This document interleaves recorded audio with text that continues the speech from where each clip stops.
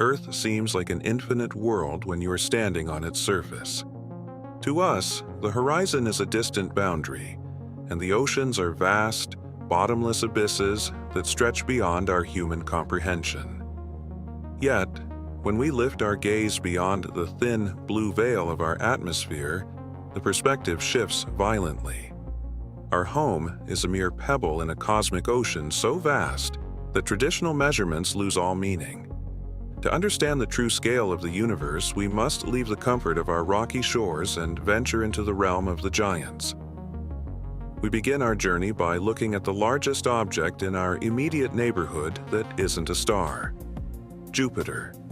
This gas giant is a world so massive that it could swallow more than 1,000 Earths. It is 11 times wider than our planet, a swirling marble of hydrogen and helium that dominates the orbital dance of our solar system. Jupiter is often described by astronomers as an almost star. It possesses the same basic chemical makeup as the Sun, yet it remains a planet. The reason is a matter of mass, the fundamental currency of the cosmic scale. Despite its intimidating size, Jupiter lacks the weight necessary to crush its core into a state of nuclear rebellion. If Jupiter had been born 80 times more massive, the gravity at its center would have become so intense that hydrogen atoms would have begun to fuse, birthing a new sun in our backyard. Instead, it remains a cold, turbulent giant, forever destined to reflect the light of another rather than generating its own. And this boundary between planet and star is not a sharp line but a hazy territory inhabited by mysterious celestial wanderers known as brown dwarfs. Brown dwarfs are objects that sit between 13 and 90 times the mass of Jupiter. They are often called failed stars because they were born with enough mass to glow with a deep red heat, but not enough to sustain the full-blown hydrogen fusion of a true star. Interestingly, as a brown dwarf gains mass, it doesn't necessarily get larger. Instead, the crushing force of gravity becomes so dominant that the object simply becomes denser. A brown dwarf with 70 times the mass of Jupiter might be roughly the same size as Jupiter itself, but its interior is packed so tightly that it emits a faint, ghostly infrared light. They are heavy, brooding shadows in the dark, serving as bridges between the world of planets and the world of fire. Before we continue, subscribe to the channel and tell us in the comments where you are watching from. The transition from a brown dwarf to a true star occurs at a specific threshold of heat and pressure. This is the ignition point, the moment when the core temperature reaches millions of degrees, forcing hydrogen nuclei to overcome their natural repulsion and fuse into helium. This process releases a staggering amount of energy, creating an outward pressure that finally balances the inward pull of gravity. This delicate equilibrium defines the birth of a main sequence star. The smallest of these true stars are the red dwarfs. Take Barnard's star, for example. Located only 6 light-years away, it is a tiny, ancient ember compared to the radiance of our Sun. It is small enough that it doesn't burn through its fuel in a frantic rush. Instead, it sips its hydrogen with staggering efficiency, a slow-burning candle in the dark. While the largest stars live fast and die young, red dwarfs are the marathon runners of the cosmos. Because they are relatively cool and their internal convection currents constantly mix their fuel, they can remain active for trillions of years. In fact, not a single red dwarf has died yet. They are the most abundant type of star in the Milky Way, outnumbering stars like our Sun by a massive margin. They represent the steady lights that will still be shining long after every other star has faded into cold iron. They are the foundation of the stellar population, proving that in the vastness of space, being the biggest isn't always the key to endurance. As we move up the scale, we encounter stars that behave differently, beginning with the golden light of our own Sun. Moving away from the small enduring embers of red dwarfs, we arrive at our own benchmark of cosmic scale. the Sun. Our star is a G-type main sequence yellow dwarf, a classification that sounds modest until you consider its true dominance. It contains an overwhelming 99.86% of all the mass in our solar system. The Sun is currently in the long, stable prime of its life, powered by the radiant fusion of hundreds of millions of tons of hydrogen into helium every second.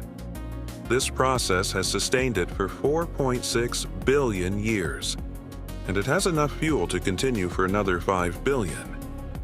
It is the steady heartbeat of our corner of the galaxy, a golden standard by which we measure all other celestial bodies.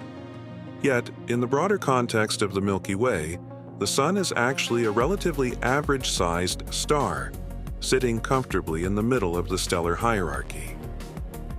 As we look deeper into the silent darkness, we find stars that begin to challenge our perception of power. Consider Sirius, the brightest star in our night sky. It possesses only twice the mass of our Sun, but it is 25 times more luminous. This reveals a fundamental rule of stellar physics. A small increase in mass does not lead to a linear increase in brightness, but to an exponential surge in energy. Because Sirius is twice as heavy as the Sun, the gravity pressing down on its core is significantly more intense. This extra pressure forces the massive nuclear furnace within to burn at a much higher temperature, consuming its hydrogen fuel at a frantic pace. While the Sun will live for 10 billion years, Sirius will burn itself out in just a few hundred million. This is the trade-off of the universe. The more brilliant the flame, the faster it consumes itself. This trend becomes even more extreme as we encounter the blue giants, such as Beta Centauri. These are the true heavyweights of the main sequence, stars of immense mass and staggering intensity. Beta Centauri is roughly 9 times the mass of the Sun, and its surface temperature is so high that it glows with a fierce violet-blue light. These stars are the short-lived monsters of the cosmos, burning through their reserves of hydrogen in a mere fraction of the time it takes for a star, like our Sun, to reach middle age. To put this into perspective, our Sun takes approximately 230 million years to complete a single orbit around the center of the Milky Way galaxy. In that same span of time, entire generations of stars like Beta Centauri are born from gas clouds, shine with a blinding brilliance that illuminates entire regions, and then perish in cataclysmic explosions. They are the fleeting, violent, and deeply beautiful sparks of the galactic fire, living and dying while the Sun barely moves through its cosmic neighborhood. However, mass is not always synonymous with physical volume. This brings us to the king of mass, a star known as R136A1, located in the Large Magellanic Cloud. This cosmic titan is the most massive star ever discovered, weighing in at an incredible 315 times the mass of the Sun. R136A1 is only about 30 times the width of the Sun. It is a dense, hyper-compact powerhouse that radiates energy at a rate nearly 9 million times greater than our own star. It is so intense that it exists at the very edge of physical stability. The outward pressure of its own light is so powerful that it counteracts its own gravity, pushing away its outer layers in a constant, violent stream known as relentless stellar winds stretching across millions of miles. R136A1 is effectively blowing itself apart, losing billions of tons of precious matter every single second. As we look at these massive powerhouses, we begin to see how stars can grow even further, not through mass alone, but through the onset of their inevitable decline. As stars age, they do not simply fade into darkness, they undergo a dramatic transformation that defies our understanding of stability. When the hydrogen in the core of a star like our Sun is finally exhausted, the balance between gravity and fusion is broken. The core contracts and heats, triggering helium fusion and forcing the outer layers to balloon into the void. This marks the era of the red giants. A prime example is Gay Crux, the nearest red giant to our world. Having moved past its stable youth, it has expanded to 80 times the diameter of our Sun. This is the inevitable future for our own star. In 5 billion years, the Sun will swell into a crimson titan, swallowing Mercury and Venus and stretching to the orbit of the Earth. At its peak, the Sun will be 200 times its current size, a bloated ghost of the star that once nurtured life. Beyond red giants lie the rarest objects in the stellar catalog, the hypergiants. These stars push the laws of physics to their absolute limits. Blue hypergiants, like the Pistol Star, radiate with the intensity of 10 million suns, hidden by gas and dust near the galactic center. Even more elusive are yellow hypergiants like Rho Cassiopeiae. These stars are caught in a brief, unstable transitional phase, oscillating wildly as they attempt to shed enough mass to remain intact. They are like a boiling cauldron, ejecting solar masses of material into space in periodic, violent outbursts. Measuring these behemoths is a task of extreme difficulty. Because hypergiants are so luminous and unstable, they are effectively blowing themselves apart. Their outer layers are not solid surfaces, but diffuse clouds of plasma driven away by radiation pressure. This makes defining the exact edge of a star like VY Canis Majoris nearly impossible. We're looking at objects the size of solar systems that behave more like glowing nebulae than simple spheres of gas. Currently, the throne of the largest known star is occupied by a red hypergiant named Stephenson 2-18.